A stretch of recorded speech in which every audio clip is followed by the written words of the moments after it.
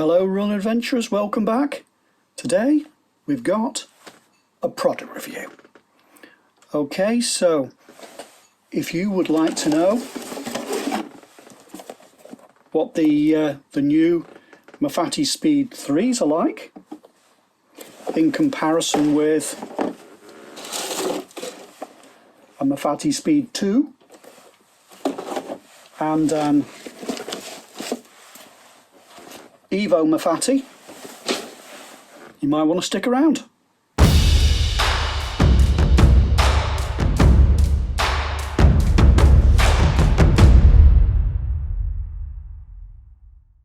Okay, let's get started.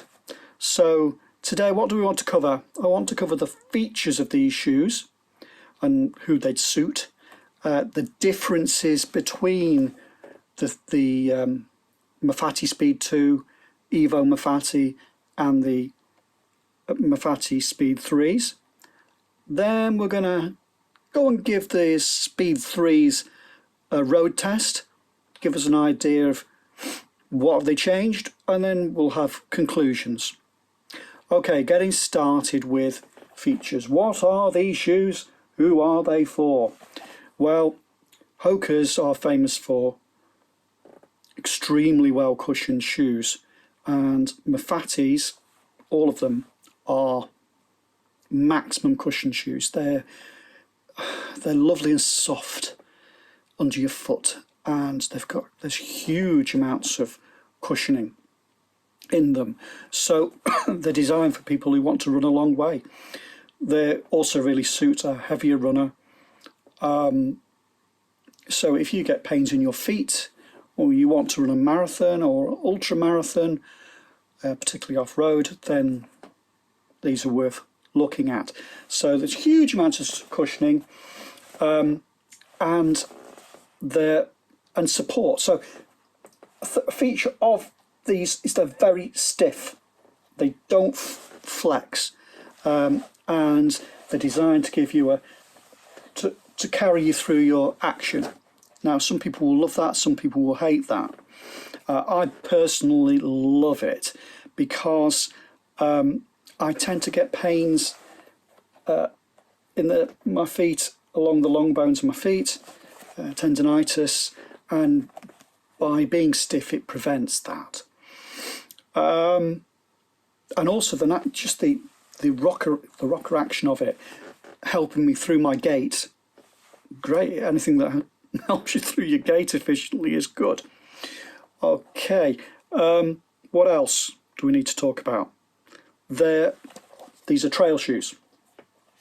Look at them suckers, just look how much Vibram rubber you've got on the bottom of there. Huge amounts of grip. Fantastic for mud, gravel, grass, whatever, you know. However, they are a trail shoe. However, unlike other trail shoes I've tried in the past, what I tend to find with a trail shoe is you wear them on the trail, but when you get to a road, it's like wearing rugby boots. And also, because you have less contact area, you find that they're actually, you could, come a cropper if you try and run on a road in them, because you've got less contact with the road. However, these, I find I can wear them anywhere. They're just as comfortable on the road as on the trail, and it must be the type of rubber.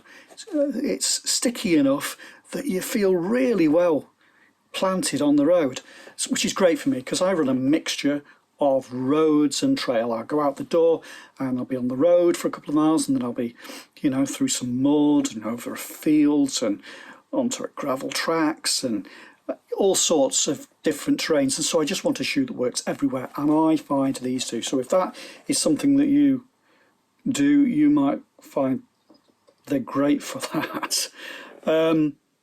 What other features? The sink instability. They've got this massive, from the outside it looks huge. If you're not familiar with Hokas, from the outside you go, my God, that's a platform shoe. But in reality, you sit in a bucket inside, so it's not actually as much as it's not a platform shoe. but there is an awful lot of cushioning in it. But you sink into it, it's like a bucket seat. Now, I find in other shoes I've worn in the past, I pronate with 1 foot, and I've worn motion control shoes and stability shoes in the past to rein it in. But in these, I find it's not necessary, because you sink into them. It corrects, even unless it's a severe pronation, I find it corrects the pronation. Okay. What else features? Well, I say they're great for a long run. So you might not wear them all the time. These might be a shoe that you just put on for doing that super long run. I wear them all the time, but they are great for if you want to go and run for 4 hours. You come back and your feet will feel fine. Right, so those are the features. What are the differences? So here we got. So this is this new Speed 3. Nice new colours on them. Slightly more expensive right now to buy the 3 rather than the 2, but nice colourway. Whereas here we have this is another brand new one, a Speed 2. So yeah, so we'll answer this when we get out on the road test, but I suspect that if you're looking for a good buy, I can't remember, I think I got these for about £135, and I got these for just under 100, I think. So if you're trying to save some money, a Speed 2 might be worth it, but we'll see what the differences are when we actually road test them. So that's that. Let's have a look at these are an Evo Mafate. These have been well worn. So right, differences. Weight. The Speed 2s and the Speed 3s weigh almost exactly the same amount, about 330 grams in a men's UK size 10. Whereas the Evo Mafate comes in at 303, so 25-30 grams lighter. Okay. I also find the Evo Mafate, it makes you want to run a bit faster. Might be better for race day, over a long, I'm talking about marathon plus distance. It's not a huge difference, but there is a little bit. They do feel a bit faster. They do make you want to run a bit faster. The cush isn't quite, it's still massive cush. If you put these on, if you've not experienced something with maximum cush before, you'll be like, wow, marshmallows. But if you've worn both of them, the cush it's more responsive. So it means although it's got lots of support in it, they're not quite as marshmallow under the foot. And that's it. That's the only real difference between the two, really. They're like evolutions of the same thing. The grip on the bottom of them, we look, so that's a 2. That's a 3. That's the Evo. So the grip pattern's the same. If we compare, honestly, I can't get myself in the shot. The amount of cushioning on them looks pretty much, but the depth on them is pretty much the same. Fit wise, they all fit about the same. So fit, yeah, that's worth mentioning. I do this this is me, but in a normal shoe I wear a 9, and if I was buying a trainer, normally I buy a 9.5, but in Hokas in general I buy a 10, and that's because they narrow quite a bit at the toe box, and I find that extra half size just gives me more width in the toe box. I've not got a massively wide foot, but for example in a Challenger or a Clifton, my toe touches the side. Okay. Right, what else? Let's just have a look at the material. So in a Speed 2, you've got all these overlays on it, and if you're coming from another Hoka shoe, one of the things you'll find about all of these shoes is they are much more durable. So take for example a Challenger. After 300 miles, 400 miles, the uppers break down and you get holes in them. With these, with the Speed 2s, there's no breakdown at all. So the only thing you go with all of them is the base slowly wears out. But then from the Speed 2, we moved on to the Evo Mafate, and you see they've changed the welded overlays to this. It's a different type of fabric, and whilst the Speed 2s are really durable, I mean they're almost, it's like bulletproof. It's like Kevlar or something. It's you'd really be going some to make a hole in these. So very good. I think that's an improvement. And then when we've come across to the latest one, you'll see it does have some welded overlay. It's sort of but it's not as much as the old one. It's sort of halfway between the two. So I suspect the durability on these will be good as well. I'll update you after a couple of 100 miles. Right, that's it. So I think the next thing to do is to go and have a run in them. So you stay right there and I'll be back in a minute.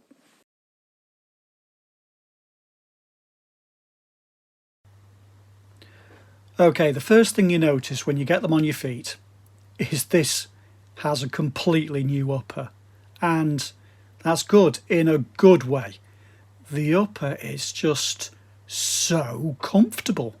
It envelops your foot and you feel so locked in, locked down. It's really comfortable. Once you get moving, well, they feel just like a Mafate Speed 2.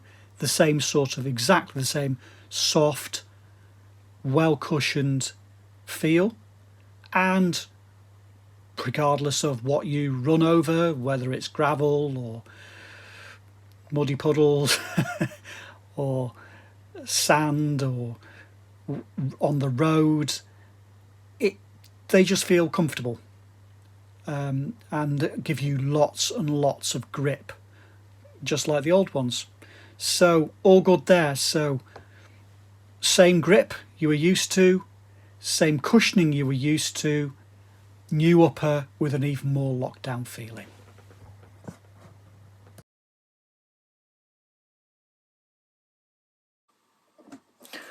Okay, so what are the conclusions? The Speed 3 is a solid update over the Speed 2. Obviously, if you want to save some money, the Speed 2 is still a good option. The colourways are a bit sus though, but the I don't know what they've done to the upper, but the upper is new. It's not the material is not the same as either the Speed 2 or the Evo Mafate. It's somewhere in between. It's this. It's got some welded overlays, and the material is not quite. Isn't as thick as the Evo Mafate, but it's completely different from the old one. And the fit, it's the fit. I can't know how to describe it really. It's like you forget you've got a shoe on. It's the fit is, it fits your foot so well, it's so locked in that you feel like it's just an extension of your foot. So yes, so as you see, they've changed the heel counter's just the same as always, a really good fit on the heel, but the upper's different, and they've changed the tongue to be thin, quite like they've not quite as thin as they've done with the Evo Mafate, but with a pad on either side. It just hugs the foot.